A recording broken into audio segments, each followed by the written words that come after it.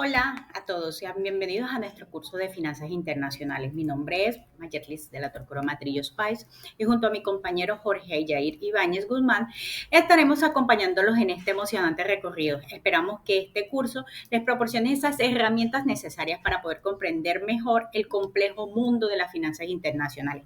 Gracias por unirse a nosotros. Bueno, vamos a hablar sobre la importancia de las finanzas internacionales en un mundo globalizado. En el mundo globalizado actual, encontramos que las finanzas internacionales son muy fundamentales para cualquier administrador de empresa, pues existe esa gran conexión entre la economía nacional mediante el comercio y las inversiones y esos movimientos capitales que se hacen indispensables en una comprensión profunda de los mercados financieros, tanto globales como esa tasa del cambio y los riesgos de esas oportunidades que se nos presentan. Empezamos a mirar, a dominar esas finanzas internacionales que no solo nos permiten tomar esas decisiones de una manera estratégica, sino que a mejorarlas. Esto también nos facilita esa expansión de las operaciones y la optimización de ese recurso a nivel global. Esto es vital para mantener más competitiva y adaptarnos más a estas dinámicas en el mercado internacional. Encontramos estudios de las finanzas internacionales que se basan en esas teorías económicas y financieras, explicando así pues el funcionamiento de los mercados globales. Entre esos antecedentes más importantes de estas teorías de la paridad en el poder adquisitivo, encontramos la paridad de tasas de intereses y esos modelos de equilibrios del portafolio internacional. Además, también encontramos esencial conocer esas instituciones financieras internacionales como son el Fondo Monetario Internacional, el Banco Mundial y su papel de estabilidad en la economía global. Bueno, vamos a hablar sobre el sistema monetario internacional. El propósito de esta discusión sobre el régimen y los tipos de cambio en International Finance es discutir ese capítulo sobre los regímenes y tipos de cambios en el libro de International Finance de Wittgenstein Kosikowski, algo así. Es proporcionar esa comprensión profunda entre los diferentes tipos de régimen de tipo, tanto cómo influyen en esas economías, tanto nacionales como internacionales. Pues este conocimiento es crucial para todos los estudiantes de administración de empresas, ya que los regímenes de estos tipos de cambio afectan directamente las operaciones de comercio internacionales y las decisiones de inversiones y la competitividad de la economía y la estabilidad financiera de todos de estos países. Bueno, este capítulo también tiene como objetivo explicar todos esos diferentes tipos de régimen de cambio. Entonces, incluye el sistema fijo, los flotantes y los híbridos, como cada uno de ellos opera. Entonces, encontramos también cómo se abordan estas ventajas y estas desventajas en cada uno de estos regímenes, así como todas esas implicaciones en la política económica y la gestión empresarial. Al entender todos estos conceptos, los estudiantes podemos desarrollar esas habilidades críticas para poder analizar, evaluar y las políticas de estos tipos de diferentes países y cómo estas políticas pueden llegar a impactar en las decisiones empresariales y estratégicas. Bueno, ahora vamos a hablar sobre los objetivos de este capítulo sobre el régimen de tipos de cambio. Perfecto. Entonces vamos a empezar. Del capítulo sobre el régimen de los tipos de cambio, podemos ver cómo pueden interferir estos múltiples objetivos, así como están diseñados para proporcionar a los estudiantes esas bases sólidas en el análisis de estos regímenes. Bueno, primero vamos a buscar cómo educar a estos diferentes tipos de régimen de los tipos de cambio, proporcionando así pues una descripción más detallada de cómo funcionan estos regímenes, tanto los fijos como flotantes y como los híbridos. Luego vamos a evaluar esas ventajas y desventajas de cada régimen, ayudando así a los estudiantes a poder comprender en qué circunstancia uno podría ser más beneficioso que otro. Además, pues este capítulo nos va a explicar esas implicaciones políticas y económicas de los diferentes regímenes, incluyendo desde su impacto en la política monetaria como en la política fiscal.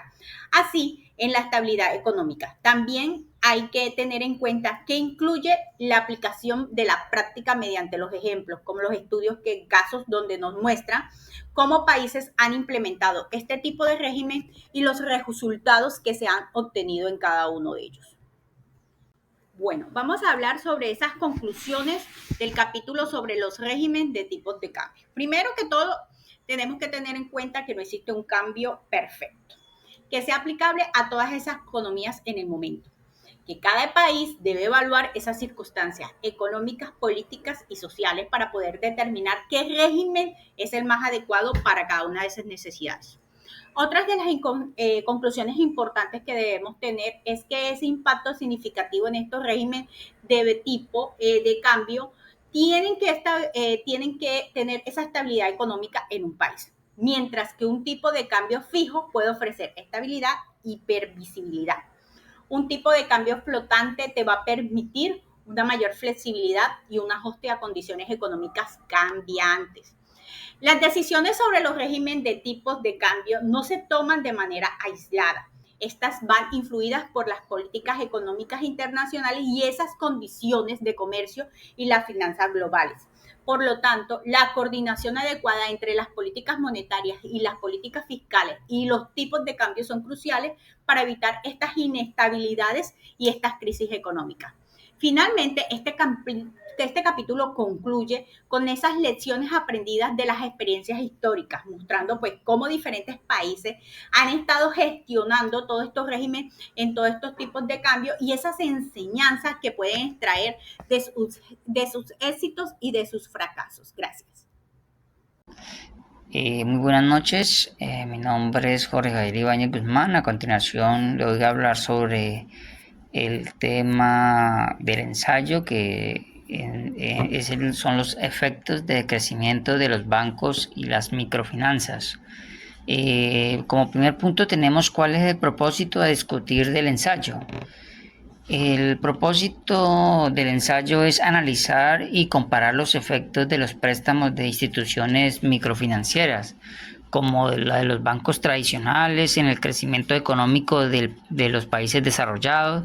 La motivación de esta discusión es entender cómo los diferentes tipos de instituciones financieras influyen en la economía y cuál de ellas tienen un impacto más significativo en términos de crecimiento.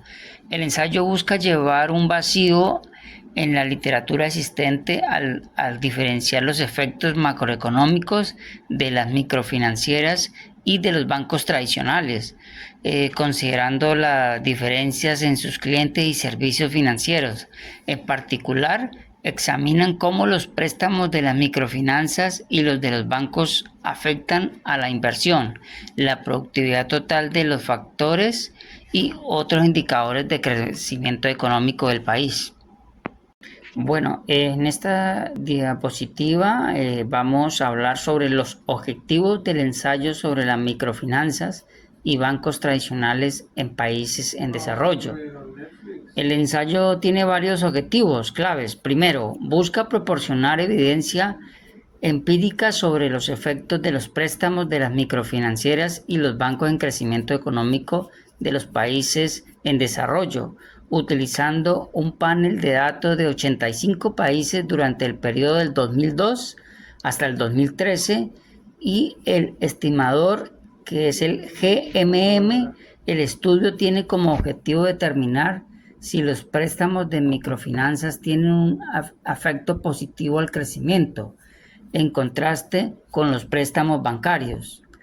En segundo lugar, el ensayo pretende identificar los canales a través de los cuales estos préstamos pueden influir en el crecimiento, como la inversión, la formación del capital humano, la productividad total de los factores. Finalmente, el estudio busca contribuir a la literatura existente diferenciando los impactos de diversas instituciones financieras, lo cual podría tener implicaciones para las políticas económicas y el desarrollo financiero de los países desarrollados.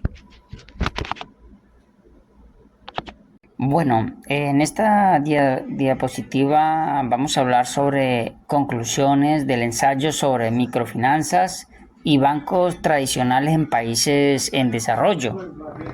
Las conclusiones del ensayo son reveladoras en varios aspectos. Primero, se concluye que los préstamos de microfinanza tienen un efecto positivo significativo en el crecimiento económico de los países en desarrollo, mientras que no hay evidencias contundentes de que los préstamos bancarios tengan el mismo efecto.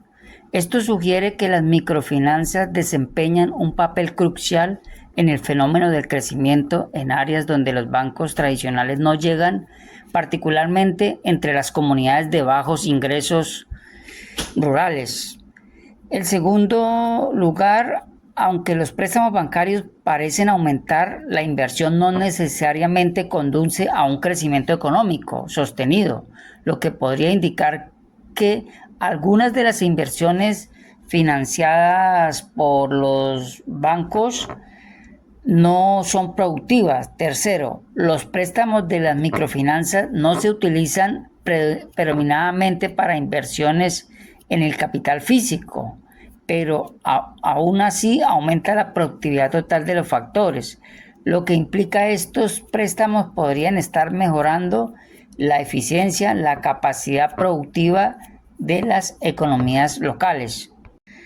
En esta diapositiva vamos a hablar sobre las conclusiones. Importancia de los regímenes cambiarios y microfinanza para los administradores de empresa. Hay que comprender los regímenes cambiarios y el sistema monetario internacional es crucial porque los administradores de empresa, ya que estos influyen directamente en las decisiones estratégicas y operativas de las empresas que operan en mercados globales. Tenemos el conocimiento de los distintos regímenes cambiarios como el fijo, flotante y los híbridos. Permiten a los administradores evaluar mejor los riesgos y oportunidades en mercados internacionales, ajustando sus estrategias para optimizar la rentabilidad y minimizar el riesgo cambiario.